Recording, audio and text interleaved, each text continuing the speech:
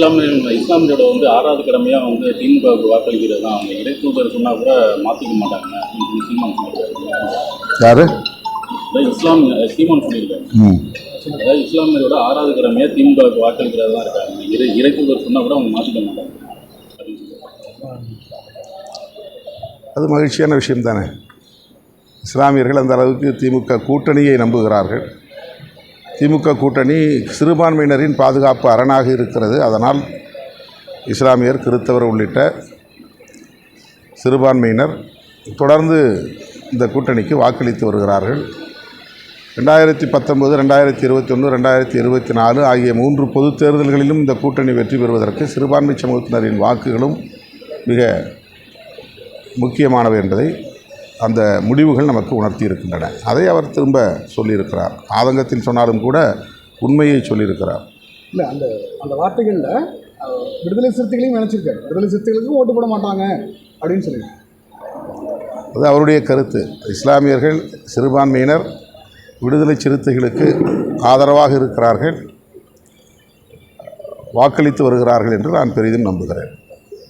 இப்போ உள்ளாட்சி தேர்தல் வந்து வாக்கு நடக்குதுங்களா? அதில் உங்களோட நிலைப்பாடு இல்லை? நடக்க வேண்டும் என்பது தான் எங்களுடைய நிலைப்பாடு. அது ஏதோ டெக்னிக்கல் இஷ்யூஸ், அதில் வந்து இன்னும் சில வரையறைகள் செய்ய வேண்டிய தேவை இருப்பதாக அமைச்சர் கூறியிருக்கிறார். அது விரைந்து நடக்க வேண்டும். தேர்தல் விரைவாக நடக்க வேண்டும். தொடர்ச்சியாக ஜாஃபர் சாதிக் வழக்கில் நீதிபதி விலகிறாரு, செந்தில் பாலாஜி வழக்கில் நீதிபதி விலகிறாரு, ஆர்எஸ் பாரதி வழக்கில் நீதிபதி விலகிறாரு. நீதிபதி விலகிறாங்களா? அது வேறு பெஞ்சுக்கு மாற்ற ட்ரான்ஸ்ஃபர் பண்ணி வேறு பெஞ்சுக்கு மாற்ற சொல்கிறாங்க. அது வந்த அறிவிச்சு நீதிபதி மாற்றலாம். இல்லை, அது வந்து தலைமை நீதிபதி எடுக்கிற முடிவு தானே. அதில் யாரும் தலையீடு செய்ய முடியாதுல்ல. அதையும் தமிழ்நாடு அரசு அதில் தலையீடு செய்ய முடியாது. ஒன்றிய பாஜக அரசு மும்மொழி கொள்கையை நிர்பந்தம் செய்கிறது அப்படின்னு சொல்லிட்டு பள்ளிக்கல்வித்துறை அமைச்சர் அன்பில் மகேஷ் பொய்யாமொழி பேசியிருக்காரு. நீங்கள் அதை எப்படி பார்க்குறீங்க?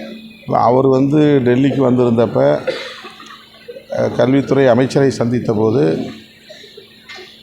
தமிழகத்தை சார்ந்த நாடாளுமன்ற உறுப்பினர்கள் பலரும் உடனிருந்தோம். அப்போது அவர் தமிழ்நாடு அரசுக்கு ஒதுக்க வேண்டிய நிதியை நாங்கள் உடனே ஒதுக்க வேண்டுமானால் புதிய கல்விக் கொள்கையை முழுமையாக நீங்கள் நடைமுறைப்படுத்த வேண்டும் என்று வெளிப்படையாகவே சொன்னார். அதற்கு எங்கள் அதிகாரிகளோடு இன்னும் நாங்கள் பேச வேண்டியிருக்கிறது, பேசி அதன் பிறகு எங்கள் கருத்தை சொல்லுகிறோம் என்று சொன்னபோது அதை ஒரு ஒப்பந்தம் போல நீங்கள் எழுதி கையெழுத்திடுங்கள் என்று வலியுறுத்தினார். புதிய கல்விக் கொள்கையில் அல்லது தேசிய கல்விக் கொள்கையில் நீங்கள் தமிழ், ஆங்கிலம் ஆகியவற்றை படியுங்கள், ஆனால் இந்தியும் படியுங்கள், அது கட்டாயம். உங்கள் தாய்மொழியை நீங்கள் படிக்க வேண்டும் என்பதில் எங்களுக்கு மாற்று கருத்தில்லை. ஆங்கிலத்தையும் நீங்கள் கற்பதிலே எங்களுக்கு மாற்று கருத்தில்லை. ஆனால் இந்தியை படித்தாக வேண்டும். இதுதான் தேசிய கல்விக் கொள்கையில் இருக்கிற கருத்து. அதை அவர் வலியுறுத்தினார். அது ஒரு நிர்பந்தம்தான். அப்படி செய்தால்தான் மாநில அரசுக்கு ஒதுக்க வேண்டிய நிதியை ஒதுக்குவோம் என்று அவர் சொன்னது உள்ளபடி அதிர்ச்சியாகத்தான் இருந்தது. இதை நாங்கள் நாடாளுமன்றத்திலேயே சுட்டிக்காட்டி கண்டனம் செய்திருக்கிறோம். எதிர்கட்சிகள் தொடர்ச்சியாக போராட்டம் நடத்திக்கிட்டே இருக்கு. இந்த அமித்ஷா விஷயத்தில், அம்பேத்கர் விஷயம். ஆனால் அமித்ஷாவிடமிருந்து எந்த விதமான பதிலும் வரல. இல்லை, அவர் உடனடியாக விளக்கம் சொல்லியிருக்கிறாரு. உடனே எல்லா பத்திரிகையாளர்களையும் கூட்டி நான் அந்த பொருளில் சொல்லவில்லை, காங்கிரஸ் அதை திரித்து பேசுகிறது, எதிர்க்கட்சிகள் திரித்து பேசுகின்றன என்று அவர் விளக்கம் அளித்திருக்கிறார். ஆனால் உண்மையில் அவர் காங்கிரஸை விமர்சித்தார் என்றாலும் கூட புரட்சியாளர் அம்பேத்கர் அவர்களை கடவுளோடு ஒப்பிட்டு பேசியதில் அவருக்குள்ள ஒரு வெறுப்பு அல்லது அம்பேத்கர் மீதான ஒரு குறைவான மதிப்பீடு வெளிப்பட்டிருக்கிறது. இந்தியா முழுவதும் அதற்கு எதிர்ப்பு கிளம்பி இருக்கிற சூழலில் பிரதமர் மோடி உட்பட அமித்ஷா அவர்கள் பேசியது தவறில்லை என்று நியாயப்படுத்துகிற முயற்சியில் ஈடுபட்டிருக்கிறார்கள்.